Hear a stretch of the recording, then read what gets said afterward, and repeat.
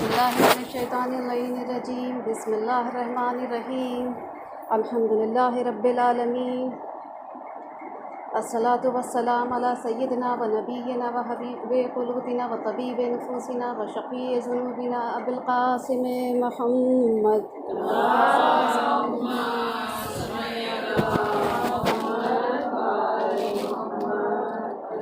والصلاة والسلام علی سید الوصیین و امام المتقین مولانا علی بن ابی طالب وعلی مشکاة النبوۃ والشمس الرسالۃ الصدیقۃ الکبریٰ فاطمۃ الزہرا سلام اللہ علیہا وعلی سبطین الرحمۃ سید شباب اہل الجنۃ حسن والحسین ولعنۃ اللہ علی اعدائہم وظالہم من یومنا ھذا الی یوم الدین اما بعد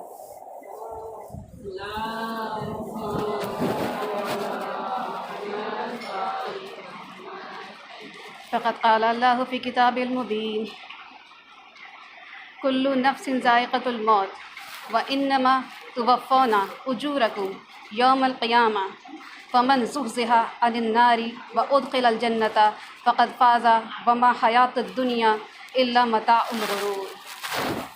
صدق اللہ العظیم العظیم۔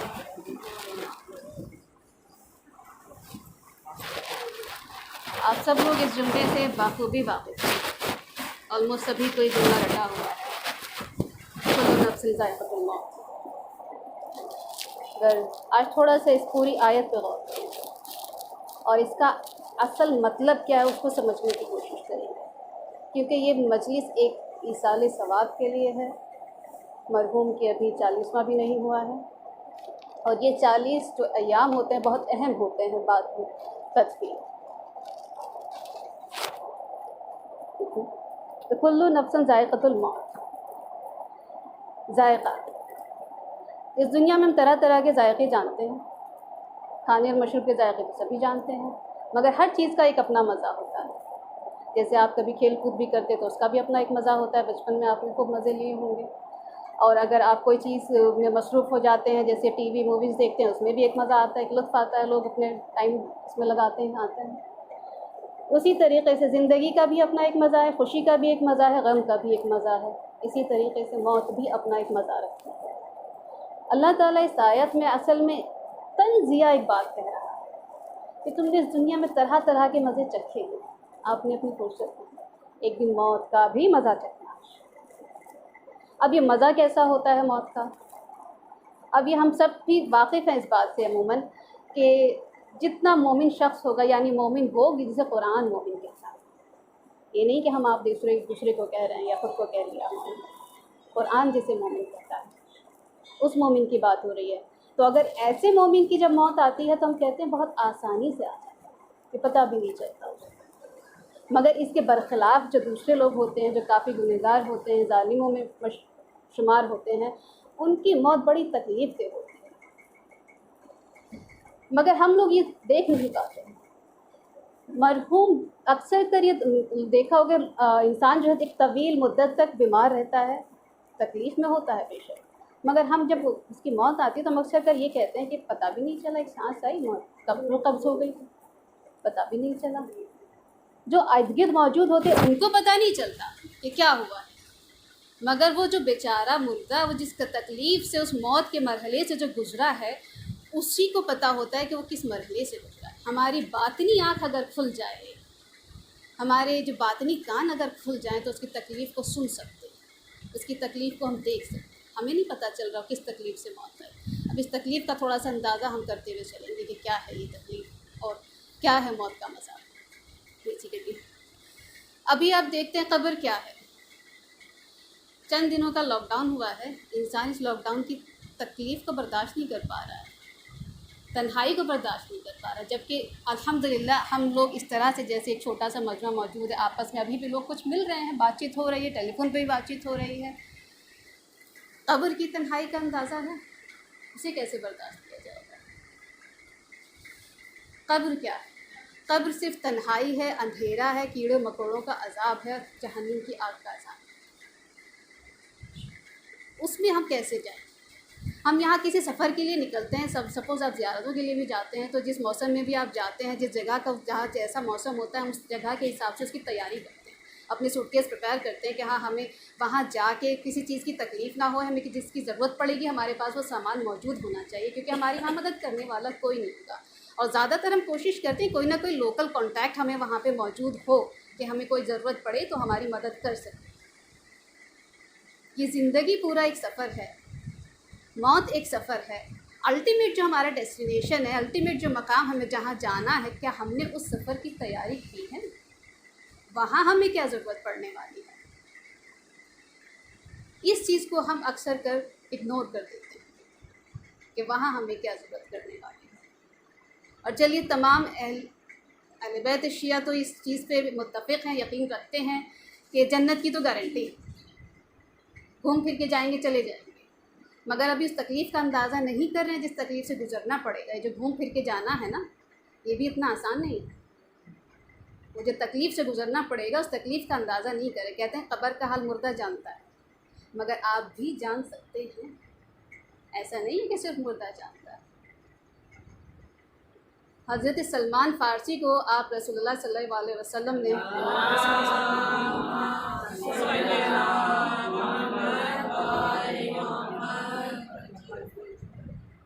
آپ نے فرمایا تھا حضرت سلمان فارسی علیہ السلام سے کہ جس وقت تم سے مردہ بات کرنے لگے اس وقت سمجھ لینا یہ تمہارا موت کا وقت آ گیا۔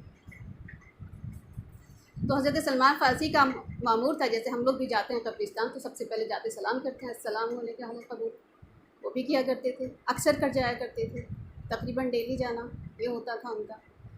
تو جس وقت وہ مدائن گورنر بنا کے بھیجے گئے دوسرے خلیفہ کے دور میں، تو مولا کائنات نے فرمایا کسی کے کہ کوئی ہے جو سلمان کی خبر لا کے دے مجھے۔ تو ایک رسول اللہ کے صحابی ہوا کرتے تھے اسپا، انہوں نے سفر کا ارادہ کیا، وہ مدائن پہنچے۔ جس وقت وہ مدائن پہنچے حضرت سلمان کی عمر تقریباً 350 سال ہو چکی تھی اور ان کی حالت بہت ہی خراب تھی اس وقت، مطلب بیماری کی حالت میں تھے بستر۔ تو حضرت سلمان نے اللہ تعالیٰ کا شکر ادا کیا اور کہا کہ میں اس وقت اللہ سے دعا ہی کر رہا تھا کہ خدایا کسی میرے عزیز کو، کسی میرے رازدار کو میرے پاس بھیج دے جس سے میں بات کر سکوں۔ تو وہ جب پہنچے تو بولے کہ کیا کرنا چاہتے؟ کہا کہ مجھے قبرستان لے چلو۔ تو وہ قبرستان لے کے پہنچے کہ سلمان تم اس حالت میں کیسے چلو گے؟ تم لے کے تو چلو۔ لے کے چلے گئے، قبرستان پہنچے، حضرت سلمان نے وہی اپنے معمول کے مطابق سلام کیا تو ایک قبر سے جواب آیا، وعلیکم السلام وسلم۔ تو حضرت سلمان نے سوال کیا تمہارا حال کیا ہے، موت کیسی ہوتی؟ تو اس مردے کے لیے جو جواب دیا، وہ جواب دیا کہ سلمان جو تکلیف موت کی ملک الموت پہنچاتا ہے اس وقت اس کا اندازہ نہیں کر سکتے تم، میں ابھی تک اس تکلیف کو محسوس کر رہا ہوں۔ وہ تکلیف کیسی ہے کہ اگر 1000 تلواروں سے بھی جسم کو کاٹ دیا جائے تو بھی اتنی تکلیف نہیں ہوتی جتنا اس وقت موت کے وقت ہوتی ہے جب ملک الموت روح قبض کرتا ہے۔ اس تکلیف سے ابھی تک گزر، یعنی کتنے برسوں ہو گئے تھے اس کو دفن ہوئے اس وقت بھی اس کو وہ تکلیف محسوس ہو رہی ہے۔ تو حضرت سلمان نے فرمایا کہ اس سے بچنے کا کوئی طریقہ ہے؟ وہ پتہ چلا، بولا کہ ہاں، قبر میں آنے کے بعد مجھے 3 چیزوں کا پتہ چلا کہ ان 3 چیزیں جو ہیں وہ اس تکلیف سے بچا سکتی ہیں۔ وہ 3 چیزیں کیا ہیں؟ فرمایا پہلی، کڑاکے کی سردی میں ادا کی گئی فجر کی نماز، اسے قضا نہ ہونے دینا۔ دوسری، شدید گرمی میں اللہ کی خوشنودی کے لیے رکھے گئے روزے۔ اور تیسری کسی پریشان حال کی مدد کرنا خاموشی سے، کہ اس ہاتھ سے مدد کرو تو اس ہاتھ کو خبر بھی نہ۔ مگر ان تینوں کے ساتھ ایک کامن فیکٹر ہے، ایک شرط ہے کامن۔ اب اس کامن شرط پہ آپ رک جائے گا۔ اب ایک حدیث ہے صادق آل محمد امام جعفر صادق علیہ السلام،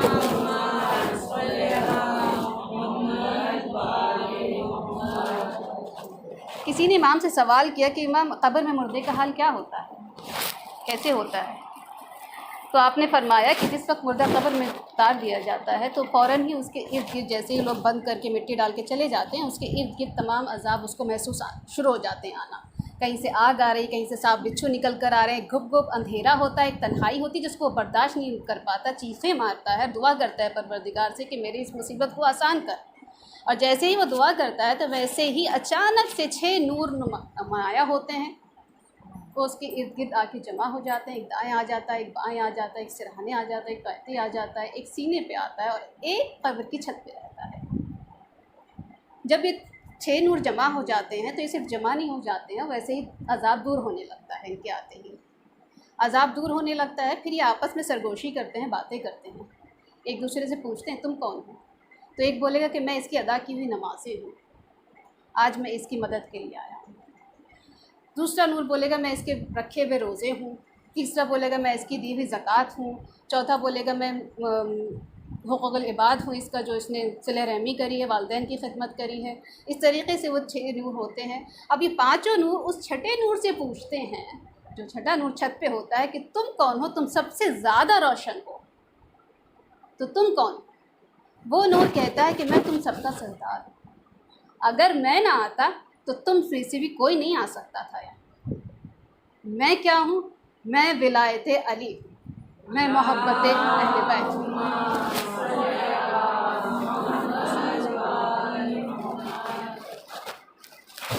تو یہ ہے وہ کامن فیکٹر کہ جو شخص وہ محبت اہل بیت لے کے مرا ہوگا تب تو اس کے باقی اعمال بھی اس کی قبر میں اس کی مدد کے لیے آئیں گے، ورنہ باقی اعمال کو بھی اجازت نہیں ملے گی قبر میں آنے کی.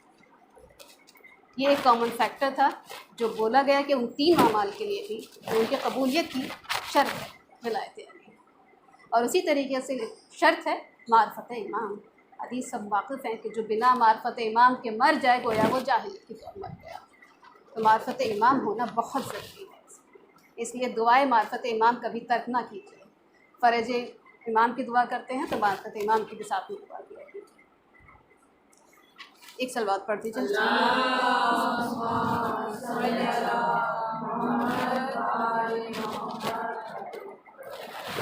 اب یہ ہے کہ کلو نفس ذائقۃ الموت، ہر نفس کو موت کا مزہ چکھنا ہے. تو نفس ہوتا کیا ہے؟ بہت سے لوگ سوچتے ہیں کہ روح اور نفس ایک چیز ہے. پوری طرح سے غلط بھی نہیں ہے، غلط نہیں کہہ رہی کہ پوری طرح سے غلط بھی نہیں ہے، مگر جب ہم علمی اس میں جائیں گے، اس کی ڈیپتھ میں، اس کی اکیڈمک ہم انالیسس کرتے ہیں تو روح اور نفس دونوں ایک چیز نہیں ہے. اور یہ اگر کبھی آگے موقع ملا تو تفصیلات کبھی آگے بیان کروں گی، اس وقت اتنا وقت بھی نہیں ہوگا. نفس صرف اتنا سمجھیے کہ انسان کے اندر 2 چیزیں ہیں، ایک ملکوتی روح ہے اور ایک یہ خاکی جسم ہے. ان دونوں کو جو جوڑ کر رکھے ہوئے ہیں اس کو نفس کہتے ہیں. اور موت کیا ہے؟ جب یہ رشتہ دونوں کا ٹوٹ جاتا ہے، روح کا اور جسم کا رشتہ ٹوٹ جائے تو یعنی کہ نفس مر گیا، موت واقع ہو جاتی ہے. تو ملکوتی روح کیونکہ ملکوت عالم ملکوت سے آئی تھی، وہ وہیں پلٹ جاتی ہے اپنے رب کی طرف، اور یہ جسم کیونکہ خاکی تھا تو یہ اسی خاک میں مل کر خاک ہو جاتا ہے. اچھا، ایک سوال بہت لوگ کرتے ہیں کہ اللہ تعالیٰ نے فرمایا کہ ہم نے مٹی سے خلق کیا انسان کو. کون سی مٹی؟ یہی مٹی ہوتی ہے جو ہم یوز کرتے ہیں. کبھی سوچا ہے یہ مٹی کیا ہے جس کو بولا گیا ہے؟ اصل میں جو مٹی کا ہے مطلب ہے نہیں. اب آئیے آپ کو سورہ مومنون پر، سورہ مومنون کی ہے آیت نمبر 12. وَلَقَدْ خَلَقْنَا الْإِنسَانَ مِنْ سُلَاسَةٍ مِنَ الطِّينِ. سلاسہ کہتے ہیں کس چیز کو؟ سلاسہ کہتے ہیں کسی چیز کے ایکسٹریکٹ کو، ایسنس کو، جوس کو. یعنی جیسے اگر آپ سپوز انار ہے آپ کے پاس اور انار کو نچوڑ کر اس کا جو جوس نکال لیتے ہیں اس کو کہتے ہیں سلاسہ. تو یہاں اللہ تعالیٰ نے بتایا کہ انسان کو کس چیز سے خلق کیا ہے؟ مٹی کے جوس سے، اس کے ایسنس. ایگزیکٹ یہ مٹی نہیں، اس کے ایسنس سے. ایسنس سے مراد مٹی میں جتنے منرلس ہوں گے وہ آپ کے ایسنس میں ہوتے ہیں. اسی لیے ہماری باڈی میں تمام منرلس پائے جاتے ہیں جتنے بھی منرلس ہوتے ہیں. تو تین ثلاثہ من الطین، یہ ہے اس کی خلقت کی اصل وجہ. اچھا، خلقت کے بھی کئی سائیکلس ہیں، فیزز ہیں، اسٹیجز ہیں جو قرآن میں باقاعدہ بیان ہوئے. خود سورہ مومنون آپ پڑھیں گے تو اس میں باقاعدہ پوری تفصیل سے بیان ہوئے ہیں. ایک فرینچ سائنٹسٹ تھا، میڈیکل ڈاکٹر تھا، مورس بکیلے. تو وہ ریسرچ کر رہا تھا، وہ ساری چیزوں پہ کافی سالوں پرانی بات ہے، یہ اب کی نہیں ہے. اس نے دیکھا 3000 سال کی پوری یونان کی پوری میڈیکل ہسٹری اٹھا لی، ساری چیزیں اس نے اٹھا لی. اس کو یہ سمجھ میں نہیں آ رہا تھا کہ انسان کی جب خلقت ہوتی ہے اندر تو اس میں پہلے ہڈیاں آتی ہیں یا پہلے گوشت آتا ہے؟ یہ کیسے ہوتا ہے؟ اس کی سمجھ میں یہ نہیں آ رہا تھا، اسے کسی کی ریسرچ میں نہیں ملی یہ چیز. تو جب اس کو فیل ہو گیا کہ کسی سائنٹسٹ نے کسی نے ڈسکور نہیں کرا ابھی تک ان چیزوں کو، تو اس نے قرآن اور بائبل کا شروع کیا. پہلے بائبل پڑھی اس نے، اسے بائبل میں جواب نہیں ملا کیونکہ وہ کرسچن تھا خود. پھر اس نے سوچا کہ سب سے نزدیک ترین قرآن ہے، مسلم کا کافی ہے، اسلام فیمس ہے، میجورٹی میں آتا ہے. تو اس نے قرآن پڑھنا شروع کرا. جس وقت اس نے سورہ مومنین پڑھی، اور اس سورہ مومنین میں اللہ تعالیٰ نے سارے سٹیجز بیان کرے کیسے کیسے پورا خلق ہوتا ہے، ایک پانی کے نطفے سے کیسے وہ بنتا ہے، کیسے اس کا فیز آتا ہے. تو وہاں پر اللہ تعالیٰ نے فرمایا ہے کہ پہلے گوشت پہلے ہڈیاں فارم ہوتی ہیں. تو اس کو سمجھ میں آیا کہ یہ چیز جو آج ہمیں ڈسکور ہو رہا ہے اتنی ریسرچ کے بعد، اور یہ قرآن میں 1400 سال پہلے کسی نے بتایا ہے، تو یہ خالق ہی بتا سکتا ہے، کوئی اور نہیں بتا سکتا ہے. جس نے خلق کیا ہوگا وہی بتا پائے گا اس چیز کو کہ اندر ہو کیا رہا ہے، چل کیا رہا ہے. یہ اس کی ایک وجہ بنی مسلم ہونے کی. اس نے پھر باقاعدہ ایک بک بھی لکھی اس کے بعد، کافی فیمس بک بھی ہے. ایک سلوات پڑھ دیجیے.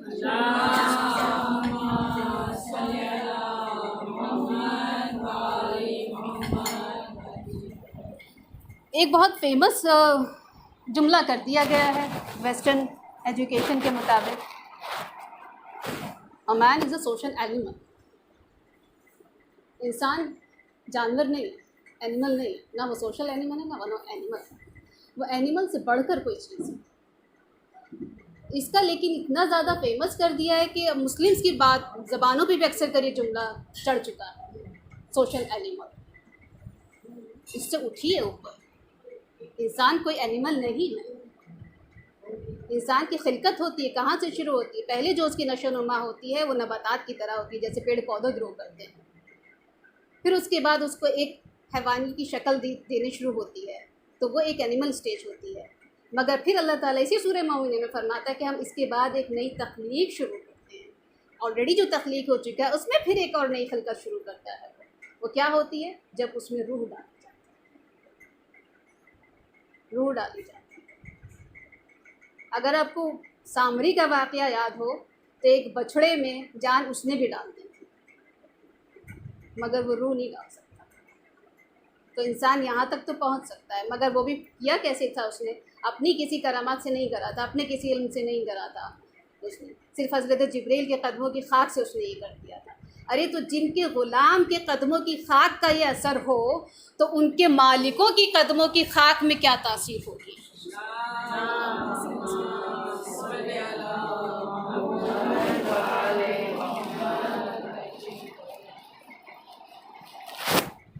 تو یہ چیز بہت ہی اپنے کانسیپٹس کو کلیئر کریے کہ روح اور نفس ایک چیز نہیں ہوتی، اور نہ ہی کسی انسان کے اندر دو نفس ہوتے ہیں. نفس ایک ہی ہوتا ہے سب کے پاس. اکثر کر لوگ سوچتے ہیں کہ ایک دو نفس ہوتے ہیں، ایک ہمیں برائی کی طرف لے جاتا ہے، ایک ہمیں اچھائی کی طرف. نہیں، یہ ایک ہی نفس کی صفات ہیں. اس میں ٹینڈنسی ہے، اس کی پوٹینشیل ہے کہ وہ دونوں طرف جا سکتا ہے. کیوں جا سکتا ہے؟ کیونکہ اس میں ایک خاکی جسم دنیاوی ایک مادہ ہے اور ایک اس میں روحی مادہ ہے. تو دونوں طرف اس کا کھنچاؤ ہو سکتا ہے، وہ اس لیے جاتا ہے. اور جو لوگ سوچتے ہیں کہ سر ایک اندر کی آواز آتی ہے، ابھی سوچیں وہ اندر کی آواز کہاں سے آتی ہے؟ ہر انسان کے ساتھ کتنے فرشتے ہوتے ہیں؟ ہر انسان کے ساتھ کتنے فرشتے ہوتے ہیں؟ جنرلی ہم جانتے ہیں دو ہوتے ہیں، ٹھیک، جو دو بیٹھ کے لکھ رہے ہوتے ہیں. ہر انسان کے ساتھ 7 فرشتے ہوتے ہیں، اور ان 7 کو ہی حمزات بولا جاتا ہے. جو کہتے ہیں حمزات، 7 حمزات کہلاتے ہیں کیونکہ آپ کے ساتھ ذات کے ساتھ ہوتے ہیں. 2 یہاں ہوتے ہیں آپ کے، 2 یہاں ہوتے ہیں کونیے میں، 2 گھٹنوں میں ہوتے ہیں، اور ایک کہاں ہوتا ہے؟ ایک یہاں ہوتا ہے. جو یہ یہاں ہوتا ہے نا، یہ آپ کے دماغ کو اکثر کر چلاتا ہے. جب آپ برائی کی طرف جاتے ہیں تو یہ آپ کے دماغ میں ڈالتا ہے، آپ کے دل میں ڈالتا ہے کہ نہیں یہ غلط ہے، اسے نہ کرو. جو ہمارے ایک اندر سے ایک آواز آتی ہے وہ ایکچوئل میں یہ کرتا ہے. تو ہمیں اپنی شناسائی ضروری ہے. پہلے اپنے آپ کو پہچانیں، اور مولا کا قول ہے کہ جس نے خود کو پہچان لیا، جس نے اپنی معرفت حاصل کر لی، وہ اللہ کی معرفت حاصل کر لے گا. ایک سلوات.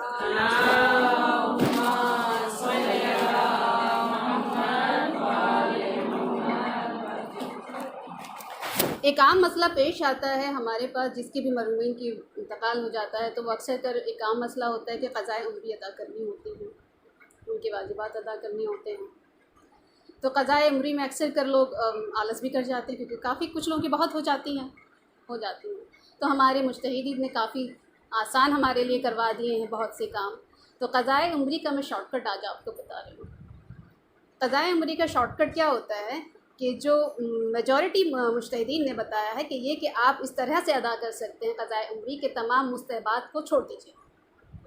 جیسے کہ آپ کو اقامت اور کہنے کی ضرورت نہیں ہوتی ہے، اذان اور اقامت کہنے کی ضرورت نہیں ہوتی، آپ ڈائریکٹ تکبیر کہیے اور اپنا سورہ فاتحہ پڑھیے. اس کے بعد آپ دوسری سورہ کو بھی چھوڑ سکتے ہیں، مستحب اسے آپ چھوڑ سکتے ہیں. ٹھیک ہے. اس کے بعد آپ رکوع میں جائیے، سبحان اللہ ہی کہیے اور سمی اللہ لمن حمدہ، یہ بھی مستحب ایسے بھی چھوڑ سکتے ہیں. آپ اپنی تحفے میں یا توضیع میں دیکھ سکتے ہیں کون کون سے مستحبات ہیں. بیسیکلی مستحبات کو چھوڑنا ہوتا ہے اور واجبات کو ادا کرنا ہوتا ہے.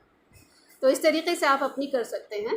اور آیت السستانی کے مطابق اگر آپ تیسری اور چوتھی رکعت 4 رکعت کی نماز یا 3 رکعت نماز پڑھ رہے ہیں اور تیسری اور چوتھی رکعت میں تسبیحات اربع پڑھتے ہیں تو 3 بار کی دفعہ آپ 1 دفعہ بھی پڑھ سکتے ہیں اس کو. تو بہت چھوٹا کر دیا ہے، بہت آسان کر دیا اس کو. ٹھیک. اور جو آیت اللہ خامنئی کی تقلید میں ہیں ان کے لیے اور بھی ایک آسانی ہے. وہ کیا آسانی ہے؟ وہ یہ آسانی ہے کہ آپ جیسے ہم قصر پڑھتے ہیں 4 رکعت کی بجائے ہم 2 رکعت کرتے ہیں، تو آپ اس کو بھی قضائے عمری کو بھی 2 رکعت پڑھ کر کے پڑھ سکتے ہیں. مگر یہ آپ کی نارمل قضا کے لیے نہیں ہے، یہ بات یاد رکھیے گا. یہ صرف قضائے عمری کے لیے چھوٹ ہے. مگر جب آپ کے پاس وقت کم ہوتا ہے اور آپ کی قضا نماز ہو سکتی ہے تو آپ اس وقت بھی اس طریقے سے پڑھ سکتے ہیں، کیونکہ آپ کو اسی وقت میں اپنی ادا کرنی ہے نماز. تو یہ بہت آسان ہے. ہر انسان شارٹ کٹ ڈھونڈتا ہے، آج شارٹ کٹ اس کا ہے. اور اگر آپ ایک بلند ترین صلوات پڑھ دے بخشنودی امام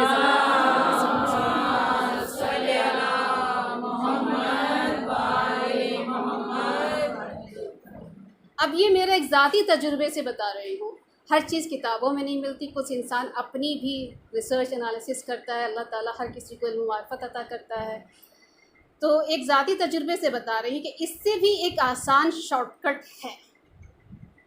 وہ اپنی کامن سینس سے سبھی کچھ پہنچ سکتے ہیں. سمجھانے کی کوشش کروں گی سر. میں ایک دفعہ پہلے بھی اس مجلس میں بیان کر چکی ہوں اس چیز کو، مگر دہرا دیتی ہوں تاکہ اکثر کر لوگ یاد نہیں رکھتے یا کچھ لوگوں تک پہنچتا نہیں ہے. قضائے عمری ادا کرنے کا ایک شارٹ کٹ، سب سے زیادہ شارٹ طریقہ کیا ہے؟ ہمارا سب کا ایمان ہے کہ ہمارے امام کے حضور ہمارے تمام اعمال پیش ہوتے ہیں.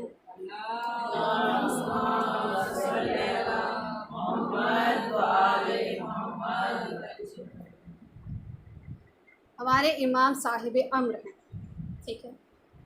جب وہ صاحب امر ہیں اور تمام امور ان کے حضور پیش ہوتے ہیں، ان کی رضا کے بنا، ان کی مرضی کے بنا کوئی پتہ نہیں ہلتا یہاں، جو اللہ تعالیٰ نے ان کو ایک قدرت دی ہے، تو کیا وہ ہماری قضا نمازیں معاف نہیں کر سکتے؟ بے شک کر سکتے، کیونکہ تمام حساب کتاب جاتا ہے. تو اپنے مرحومین کے لیے آپ نماز امام زمانہ پڑھیے. شب جمعہ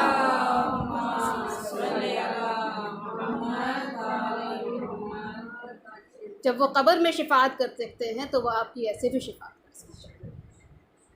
شب جمعہ کبھی اگنور نہ کیا کیجیے. شب جمعہ بہت اہم ہوتی ہے، جمعے کا روز بہت اہم ہوتا ہے. ایسے تو شب جمعہ میں آپ نماز امام زمانہ پڑھیے، ان سے درخواست کیجیے آپ کے والدین کی، آپ کے مرحومین کی مغفرت کریں اور ان کے قضا روز و نمازوں کو درگزر فرمائیں. مگر اب اس کا مطلب یہ نہیں کہ آپ ادا نہیں کریں گے، کیونکہ آپ کو کنفرمیشن نہیں ہے کہ ہوا ہے یا نہیں ہوا ہے.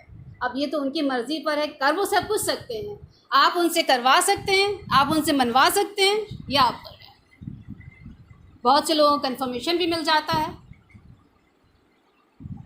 تو یہ آپ کے اوپر ہے کہ آپ کر سکتے ہیں. اس لیے جب فرصت ملے تب آپ ادا کیجیے، اس کو کوشش کیجیے ادا کر سکیں، کیونکہ مگر ڈیلی نہیں کر پاتا ہے انسان. اس لیے میں نے آپ کو یہ چیز بتائی ہے کہ بائی چانس اگر کوئی رہ جاتا ہے تو امام انشاءاللہ ضرور درگزر فرمائیں گے. ایک صلوات پڑھ دیجیے.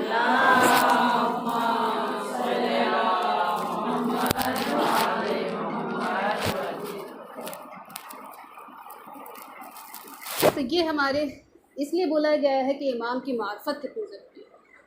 اب یہ چیزیں آتی ہیں، جتنا آپ سوچیں گے امام کے بارے میں، آپ امام کی مولا کی تنہائی کا اندازہ نہیں کر سکتے. ہم ہر مصیبت میں پکارتے ہیں، مگر آپ نے ان کی تنہائی کا اندازہ کرا، اپنا غم کسی سے کہہ بھی نہیں سکتے۔ وہ ہمارا امام پردہ غیب میں آج تک کتنوں کا غم منا رہا۔ مرحوم جو اس وقت جن کی ایصال ثواب کے لیے ہم بیٹھے ہیں وہ خوش نصیب ہیں۔ میں کہوں اس وقت جو وبا کا دور ہے، سب طرف لاک ڈاؤن ہے، ان کو پھر بھی الحمدللہ 40 مومنین تدفین میں ان کی شامل ہو سکے۔ اور یہ حدیثوں میں کہ جس کی تدفین میں 40 مومن شامل ہو جائیں، یعنی اصل مومن ہو جائیں تو پھر بات ہی کیا ہے، مگر پھر بھی اگر تدفین میں اتنے لوگ جمع ہو جائیں تو انشاءاللہ اس کی مغفرت کنفرم ہوتی ہے۔ کتنے لوگوں کو یہ نصیب بھی نہیں ہو رہا اس وقت۔ اور ہم لوگ بیماری کو کبھی مصیبت نہ سمجھا کریں۔ مومن کبھی بیماری کو مصیبت نہیں سمجھے گا کہ یہ کیا مصیبت آ پڑی ہے مجھ کو۔ مومن کیا سوچے گا؟ کیونکہ بیماریوں سے ہمارے گناہ جاتے ہیں، بہتر ہے کہ ہمارے یہی گناہ معاف ہو جائیں۔ بیمار کے گناہ تو بیماری کی وجہ سے معاف ہوتے ہیں، اور بیمار سے اس وقت میں دعا ضرور کرایا کیجیے، اس وقت کی دعا بہت قبول ہوتی ہے۔ تو بیمار کے تو گناہ اس طرح معاف ہوتے ہیں، اور جو اس کی خدمت کر رہا ہوتا ہے اس کے گناہ اس کی خدمت کرنے کی وجہ سے معاف ہوتے ہیں۔ تو دونوں ہی طرف سے فائدہ ہوتا ہے۔ زوجہ کی جنت کنفرم ہو سکتی ہے اگر صرف اپنے شوہر کی اس وقت میں خدمت کر لے گا یہ دل سے۔ یہ اتنا بہترین موقع ملتے ہیں، تکلیف میں ضرور ہوتے ہیں مگر اس کو مصیبت نہ کہ اللہ نے ہر چیز میں آپ کے لیے بھلائی رکھی ہے۔ اللہ گناہ سے کیوں ناراض ہوتا ہے؟ بھئی اس نے ہمیں اختیار دیا تھا، تو نے ہماری مرضی پہ چھوڑا ہے، اب تو ہم جیسا چاہے کریں، تو ہمارے کچھ بھی کرنے سے ناراض کیوں ہوتا ہے؟ کبھی سوچا اللہ ناراض ہوتا کیوں؟ یہ گناہ کرنے سے اللہ ناراض ہوتا کیوں؟ جب تو نے چھوڑا ہے، تو نے اجازت دی ہے، چھوٹ دی ہے، تو کیوں دیا ہے؟ یہ لوازمات اور یہ سب بھی تو نہیں عطا کرے ہیں نا ہماری اٹریکشن کے لیے، تو ہم تو پھر بھی تیری دیے ہوئے پہ جی رہے ہیں، چاہے جس بھی حال میں جی رہے ہیں۔ مگر اللہ تعالیٰ کیوں ناراض ہوتا ہے؟ وہ ناراض اس لیے ہوتا ہے کہ وہ آپ سے بہتر کی توقع کرتا ہے اور آپ کمتر کو چنتے ہیں، جسے کہتے ہیں ترک اولا۔ گناہ اور کچھ نہیں ہے، گناہ اتنا ہی ہوتا ہے کہ اللہ نے ہم سے بہتر کی امید رکھی تھی، آپ کو جو عقل دی تھی اس کی وجہ سے وہ آپ سے بہتر کی امید کرتا ہے، آپ کو جو روح دی ہے کہ وہ اس کی ملکوتی روح آپ کے پاس موجود ہوتی ہے، اس کی وجہ سے آپ سے بہتر کی امید رکھتا ہے، مگر ہم کمتر کی طرف بھاگتے ہیں، وہ اس لیے خفا ہوتا ہے۔ تو میں کہوں گی خوش نصیب ہیں یہ زوجہ کہ جن کو سب کچھ اپنے شوہر کی خدمت بھی نصیب ہوئی ہے، ان کی کفن و تدفین بھی خیر و عافیت کی ہے، اور الحمدللہ اتنے مومنین بھی موجود ہیں ایصال ثواب کے لیے، ان کی فاتحہ کے لیے بھی اور ان کے مجلس کے لیے بھی۔ مگر آپ اس کو ذرا سوچئے گا، وہ ام رباب اور ام لیلہ کہ جس کے پاس چادر بھی نہ تھی اپنے شوہر کو کفن دینے کی۔ اس روز جو میں نے دیکھا تھا کہ مرحوم کی بہن اپنے صحیح سالم بھائی کا مردہ جنازہ نہیں دیکھ پا رہی تھی، آپ اس بہن کو سوچئے گا ذرا، جس نے ایک دن میں 18 بھائیوں کے لاشیں ہی نہیں دیکھے، پامال لاشیں دیکھے، بے گور و کفن دیکھے، بے سر دیکھے لاشیں۔ ہم ایک ذرا سی تکلیف یہاں برداشت نہیں کر پا رہے تھے، ارے اگر ہم ویسا منظر دیکھیں تو کیا ہم ایک دن بھی جی پاتے؟ اس بہن کا حوصلہ دیکھا ہے؟ اپنے غموں کو ہم ان کے غموں میں بھول جانا چاہیے کہ ہمارے کس طریقے سے انہوں نے وہ سارے غم برداشت کیے ہیں، تکلیفوں کو برداشت کیا، اور ہمارا زمانے کا امام اس کی مظلومیت کا میں کیا کہوں، نہ اپنا غم وہ کسی سے بیان کر سکتا ہے۔ کبھی کوئی مومن یاد کرتا ہے مولا ہے آپ کا حال کیسا ہے؟ ہم اپنا حال تو روز بیان کرتے ہیں مولا کے حضور کہ مدد کو آ جائیے، وہ کسی کو مدد کے لیے نہیں پکار سکتا کہ کوئی ہے جو میرے غم میں شریک ہونے کے لیے آئے۔ وہ 1400 سال سے انتظار کر رہا ہے کہ کب اذن الہی ہو اور کب میرے دل کو سکون آئے۔ وہ آج ان کے یتیموں پہ سر پہ ہاتھ رکھنے والا ضرور ہوگا، یہاں پہ لوگوں نے دلجوئی کی ہوگی، ارے وہ حسین کی یتیمہ جس کے لیے حسین نے صرف ایک ہی وصیت کی تھی، اور شبر میری بچی کے ساتھ بدسلوکی نہ کرنا، اور اسی بچی کو سارے راستے کربلا سے لے کے شام تک تماچے مارے گئے، اس بچی کو نہ رونے دیا جاتا تھا باپ کے لاشے پہ، نہ وہ پانی پی سکتی تھی، نہ وہ اپنی پھوپھیوں کے ساتھ ایک ہماری پہ رہ سکتی تھی، یہ ظلم اس بچی کے ساتھ کیا گیا، ایک ننگے اونٹ پر بٹھا دیا گیا اور تنہا بٹھا دیا گیا، سارے راستے وہ گرتی تھی اور اٹھتی تھی، گرتی تھی اور اٹھتی تھی۔ زمانے کا امام کہتا ہے ہائے وہ 4 سالہ بچی کے جس کے رخساروں کا رنگ کبھی لال ہو جاتا تھا کبھی نیلا ہو جاتا تھا۔ آپ اس دکھیا ماں کو جو کہتی رہی سراہنے آ گئی سید الشہداء کے ظالم نہ مار، اس کے کلمہ کو پڑھ پڑھ گوئے انہوں نے کیا حال کیا اس کی اولاد کا۔ ان بیواؤں کا سوچیے جنہوں نے اپنی شوہروں کو قربان کیا، اپنی اولادوں کو قربان کیا۔ ہم پھر بھی بہت خوش نصیب ہیں کہ اپنے مرحومین کی ہم اس طرح سے ایصال ثواب کے لیے جمع ہو سکتے ہیں اور ان کی تدفین و کفن سب خیر سے کر سکتے ہیں۔ ایک زمانے کا وہ یتیم بھی تھا، وہ زمانے کا امام بھی تھا، مگر اس کی زبانی کبھی سنیے گا، یہاں پہ کسی نے تو بوسہ دیا ہوگا مرحوم کو۔